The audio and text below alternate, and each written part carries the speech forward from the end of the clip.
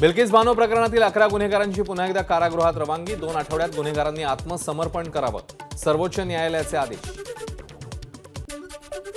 बिल्किस बानो प्रकरणातल्या गुन्हेगारांची शिक्षा कमी करण्याचा अधिकार गुजरात सरकारला नाही, सर्वोच्च न्यायालयाचं मत। तर गुन्हेगारांची शिक्षा कमी करण्याचा अधिकार महाराष्ट्र सरकारला, सर्वोच्च न्यायालयाने केलं स्पष्ट। तलाठी भरती पेपरफुटी प्रकरणी ठाकरे गट आक्रमक, पुन्हा नव्याने भरती प्रक्रिया करा, आमदार कैलास पाटील यांची सरकारकडे मागणी। तलाठी भरतीचा पेपर फुटलाय, आम्ही आधीच सांगितलं होतं। आता तलाठी भरतीची परीक्षा पूर्णपणे रद्द करून एमपीएससी मार्फत घेण्यात यावी, स्पर्धा परीक्षा समन्वय समिती सदस्य राहुल कवठेकर यांची मागणी। तलाठी भरती परीक्षा एक मोठा घोटाळा आहे, या संपूर्ण घोटाळ्याची एसआयटी चौकशी व्हावी, विजय वडेट्टीवार यांची मागणी।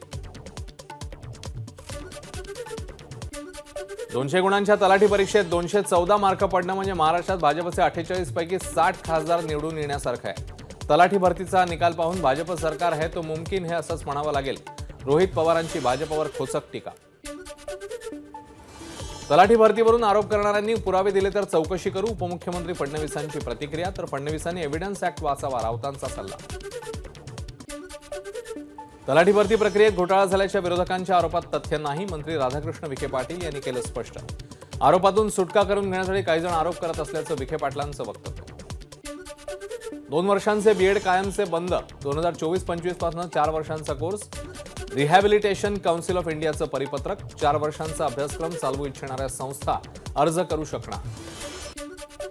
मुंबई सागरी मार्गातील पहिला टप्पा जानेवारी अखेरीस खुला होणार, उर्वरित कामं पूर्ण करण्यासाठी वरळी ते मरीन ड्राईव्ह ही मार्गिका 12 तासांसाठी खुली करणार, मुंबई महापालिकेचं नियोजन। गिरणी कामगारांसाठी ठाणे कल्याण व्यतिरिक्त मुंबई महानगरातही घरं, सर्व पात्र गिरणी कामगारांना घरं उपलब्ध करून देण्यासाठी राज्यामध्ये काही भूखंडांची म्हाडाकडनं तपासणी।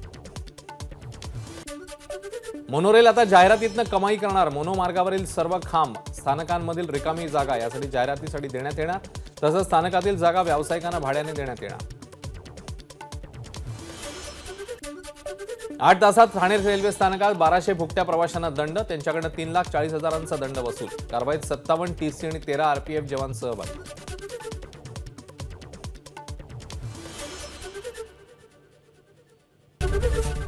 एबीपी माझा, उघडा डोळे बघा नीट।